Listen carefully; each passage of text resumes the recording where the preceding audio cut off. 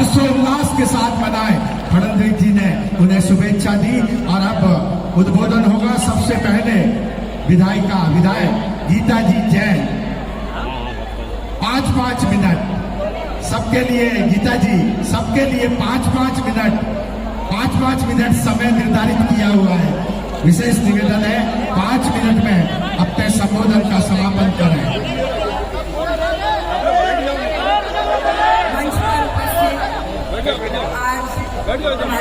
शेख जी, देवेंद्र शेलेकर जी, संदीप राणे जी, अनिता पाटिल जी, निशा नार्वेकर जी, पूजा आमगावकर जी, मंचासीन सभी महानुभाव। किसी का नाम अगर छूटा होगा तो नाम लिखने वाले की गलती है, मेरी गलती नहीं है, फिर भी मैं क्षमा मांगता हूं। और यहां पर इतनी बड़ी संख्या में उपस्थित सभी माताएं, बहनें और बंधु, आज मुझे बहुत खुशी है कि मीरा भाईंदर में हम सभी लोग लोकसभा के चुनाव में हमारे उम्मीदवार नरेश मस्के जी को आशीर्वाद देने के लिए यहां पर एकत्रित आए हैं। बहनों और भाइयों, हम सभी प्रभु श्री राम जी को मानते हैं ना? बोलो जय श्री राम, जय श्री राम। तो बोलिए, प्रभु श्री राम के हाथों में क्या है? क्या है? क्या है? फिर बोलिए, एकनाथ शिंदे जी के हाथों में क्या है? क्या है? क्या है? नरेश मस्के जी के हाथों में क्या है? क्या है? क्या है? इस मतदार संघ में मोदी जी के हाथों में क्या है? क्या है? क्या है? धनुष्य बाण। तो बहनों और भाइयों, फिर आपको और कुछ बताने की आवश्यकता ही नहीं है। हमको आने वाले 20 तारीख को धनुष्य बाण का बटन दबाकर हमारे नरेश मस्के जी को दिल्ली में संसद में भेजना है। ये चुनाव मामूली चुनाव नहीं है। ये चुनाव महानगर पालिका का, विधानसभा का चुनाव नहीं है। ये चुनाव भारत का चुनाव है। देश का नेता चुनना है। देश किसके हाथों में महफूज होगा, देश को कौन विकास की ओर ले जा पाएगा, देश के आम आदमी का सपना कौन पूरा कर सकता है, इसका निर्णय करने वाला ये चुनाव है। इसलिए मैं आपसे ये निवेदन करने के लिए आया हूं कि इस चुनाव को बहुत गंभीरता से हमें देखना होगा। आज अवस्था क्या है? महाभारत का युद्ध सज चुका है। जैसे महाभारत में एक और पांडवों की सेना थी, पांडवों के साथ कई राजा थे। दूसरी ओर कौरवों की सेना थी, कौरवों के साथ भी बहुत बड़े पैमाने पर राजे थे, रजवाड़े थे और युद्ध सजा था। वैसा ही भारत का युद्ध सजा है।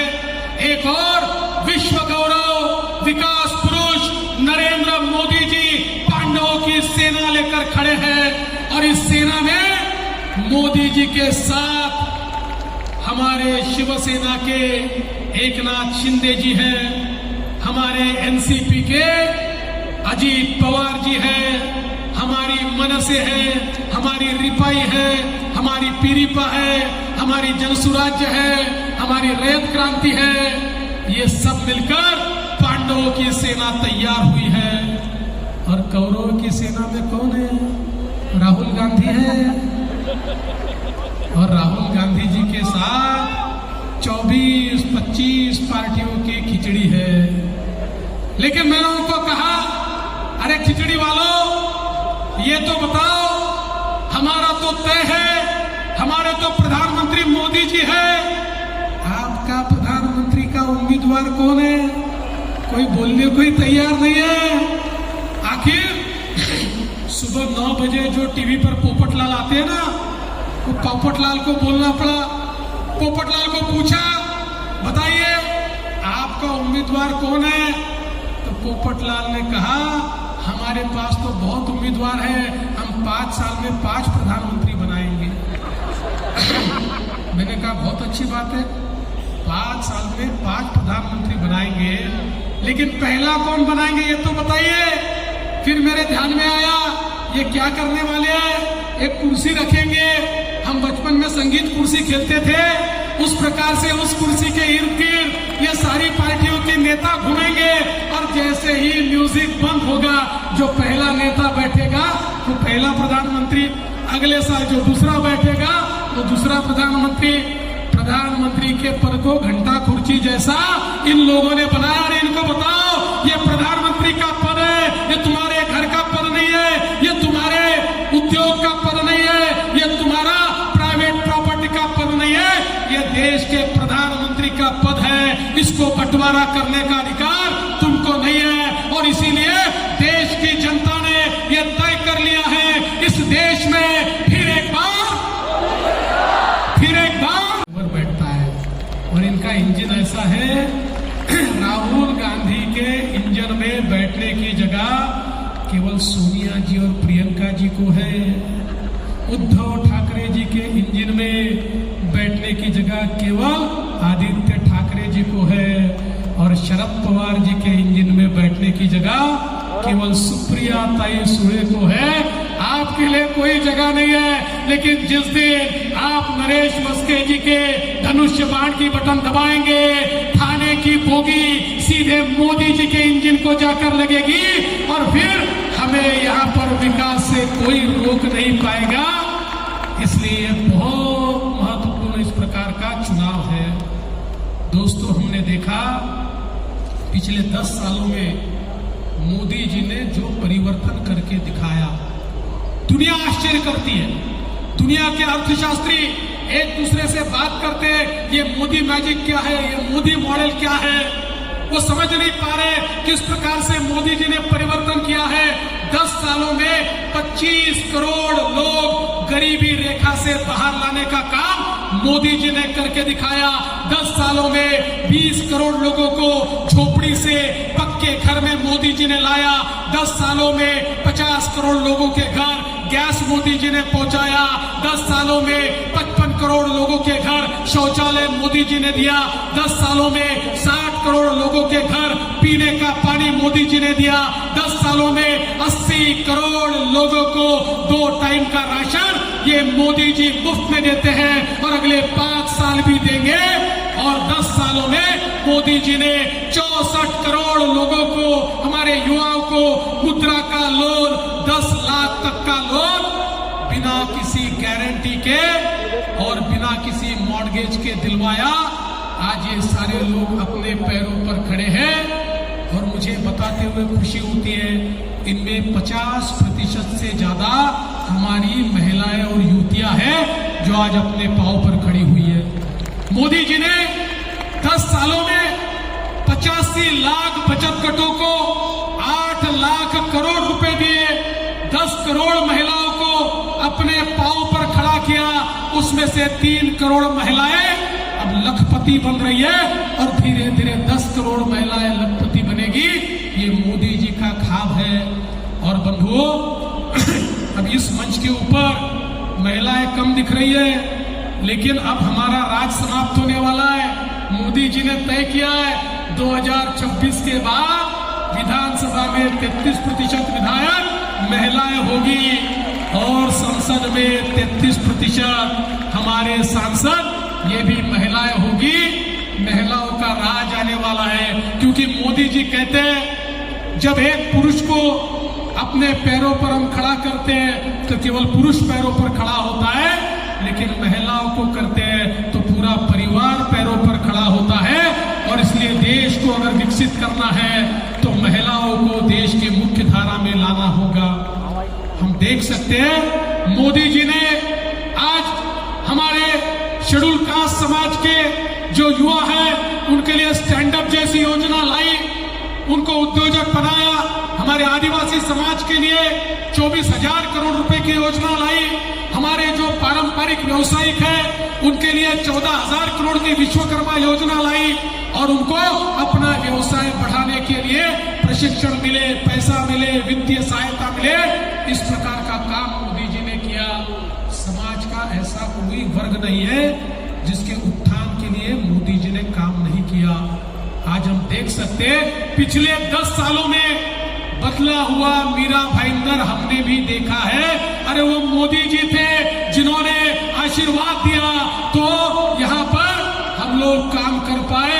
2014 से 19 मैं मुख्यमंत्री था, हमारे नरेंद्र मेहता जी विधायक थे और आप सबने देखा यहाँ पर हमारे प्रताप सरनाईक जी भी विधायक थे। आप सबने देखा जिस प्रकार का परिवर्तन यहाँ पर हुआ और आज भी वापिस हमारे एकनाथ शिंदे जी यहाँ पर मुख्यमंत्री बने, हमारी गीता ताई यहाँ की विधायिका बनी। फिर एक बार हम देख सकते हैं मीरा भाईंदर में हम लोगों को बड़ा विकास दिखाई पड़ता है।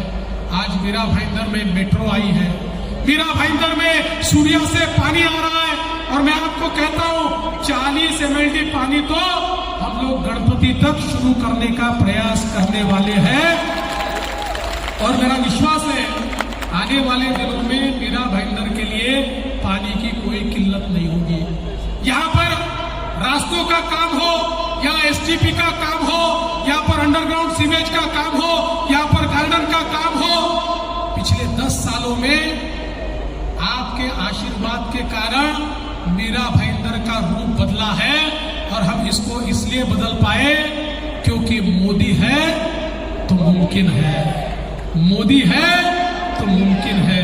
ये मोदी जी का आशीर्वाद है जो बदला हुआ, ये सारा स्वरूप हम लोग देख रहे हैं और अब आने वाले दिनों में आपकी कनेक्टिविटी तो हम ऐसे बढ़ाने वाले हैं कि अभी हमने मुंबई में कोस्टल रोड तैयार किया। अब कोस्टल रोड से आप बांद्रा तक आ सकते हो, बांद्रा से हम लोग वर्सोवा तक कनेक्टिविटी कर रहे हैं, वर्सोवा से हम मड़ की कनेक्टिविटी कर रहे हैं और मड़ से उत्तन की कनेक्टिविटी हम कर रहे हैं। अब मीरा भाईंदर वाले 40 मिनट में 35 मिनट में सीधे कुलाबा पहुंचेंगे। इस प्रकार की कनेक्टिविटी ये मीरा भाईंदर को देने का काम आज हमारी सरकार कर रही है, हम कर रहे हैं क्योंकि हमारे पीछे मोदी जी है। दोस्तों आप याद करिए कोविड का वो समय इतना खतरनाक, इतना भयानक समय था जिस समय अपने परिवार वालों को भी बुला सकते थे।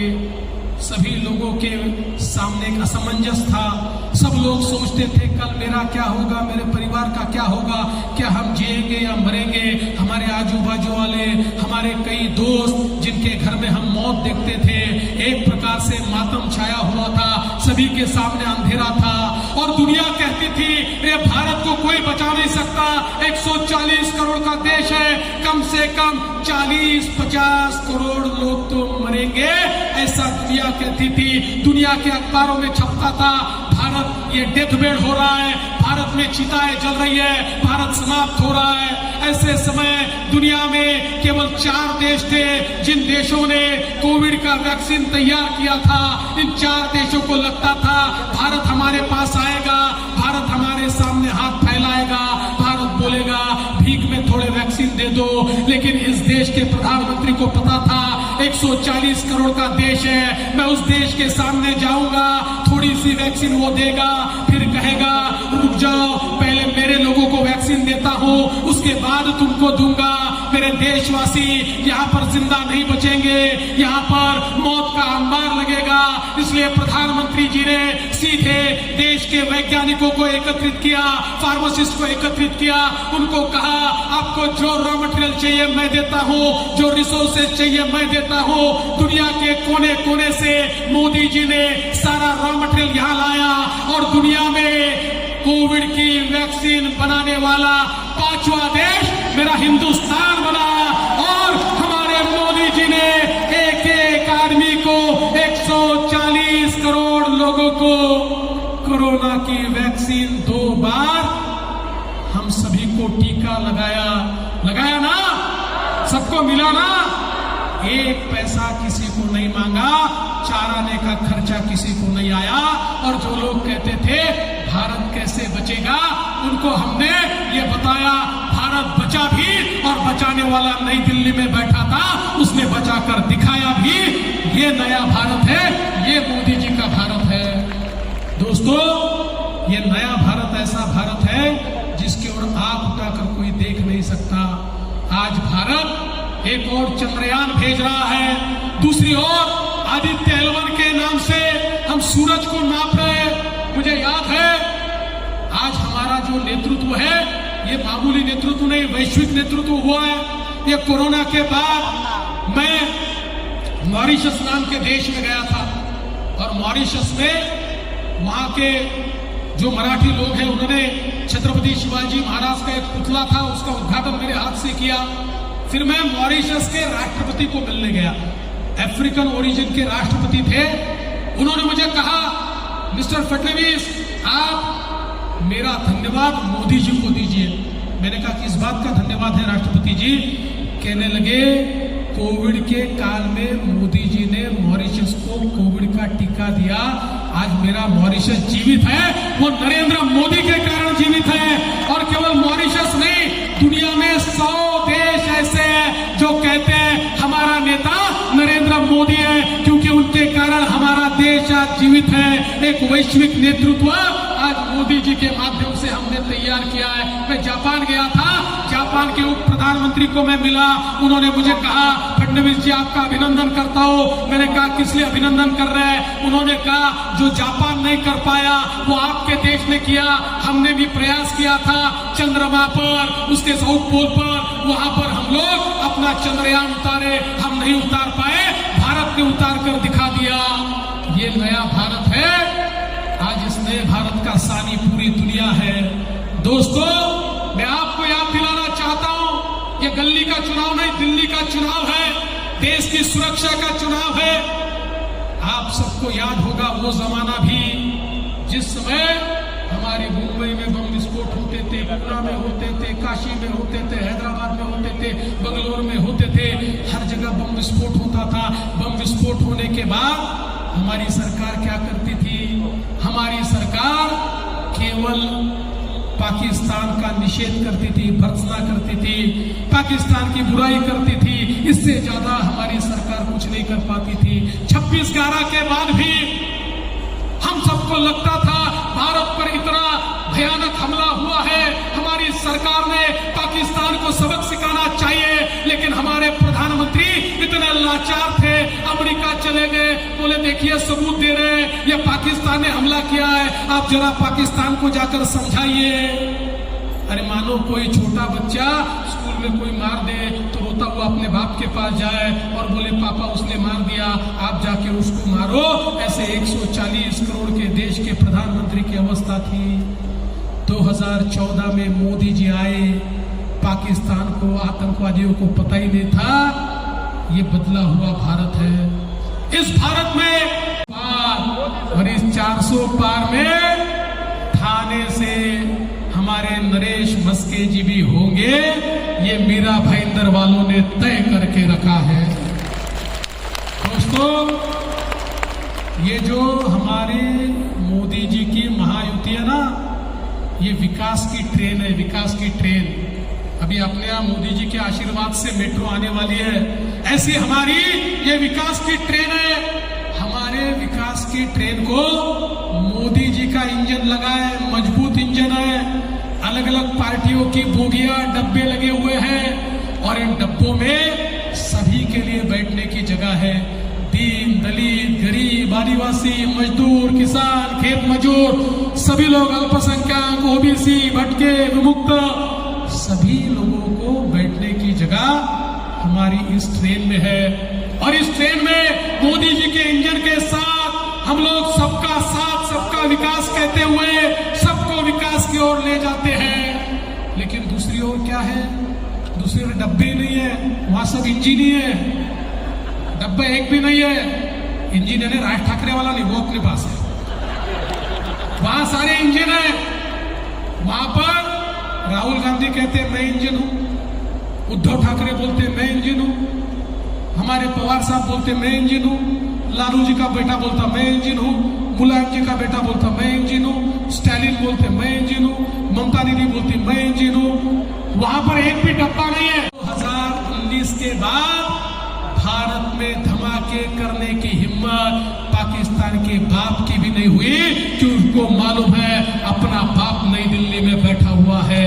आज पाकिस्तान कटोरा लेकर घूम रहा है और भारत दुनिया की 5वीं सबसे बड़ी अर्थव्यवस्था बना है और जल्दी ही 3री सबसे बड़ी अर्थव्यवस्था बनने वाला है। और मोदी जी ने तो कहा, अरे पिछले 10 साल ये केवल ट्रेलर था, असली पिक्चर अभी बाकी है। मोदी जी ने कहा 10 सालों में आपने जो काम देखा वो तो केवल स्टार्टर था, अभी असली खाना परोसना बाकी है। आने वाले 5 वर्षों में जिस प्रकार से इस देश को मोदी जी बदलने वाले हैं, मैं तो आपसे निवेदन करने के लिए आया हूं, इस बार का मतदान ये भाजपा के लिए, ये महायुति के लिए नहीं है। इस बार का मतदान भारत के लिए है। ये भारत मोदी जी के हाथ में सौंपकर फिर एक बार हमको इस प्रकार के भारत का निर्माण करना है जिसकी ओर कोई नजर उठाकर नहीं देख पाएगा। एक ऐसा भारत जो दुनिया का सिरमौर होगा, एक ऐसा भारत जो दुनिया का सर्वोत्तम देश होगा। ऐसा भारत अगर बनाना है तो दोस्तों आने वाले 20 तारीख को हमें धनुष्य बाण का बटन दबाना होगा। धनुष्य बाण का बटन दबाने के बाद वोट तो नरेश मस्के को मिलेगा, लेकिन आपका आशीर्वाद नरेंद्र मोदी जी को मिलेगा। मोदी जी को आशीर्वाद दीजिए, इतना ही निवेदन करता हूं और अपने शब्दों को विराम देता हूं। जय हिंद, जय महाराष्ट्र।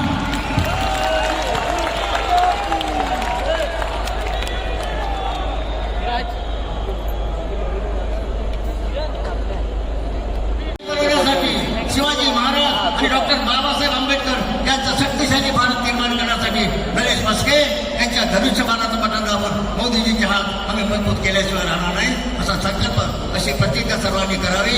सर्वांना एकदा धन्यवाद देतो। आमच्या नरेश मस्केजींना मी हार्दिक शुभेच्छा देतो। धन्यवाद। जय भीम। धन्यवाद कवाड़े जी। मैं नरेश मस्के जी, महायुति के प्रत्याशी उम्मीदवार कैंडिडेट, उनसे निवेदन करूंगा पीपीआई के राष्ट्रीय अध्यक्ष जोगेंद्र कवाड़े जी का सम्मान करें, स्वागत करें। आप सभी का बहुत बहुत धन्यवाद, बहुत बहुत आभार, बहुत बहुत कृतज्ञता। आप जाहिर सभा में आए और याद रखिए सोमवार 20 मई को जल्दी से जल्दी मतदान करिए। सुबह 7 बजे से शाम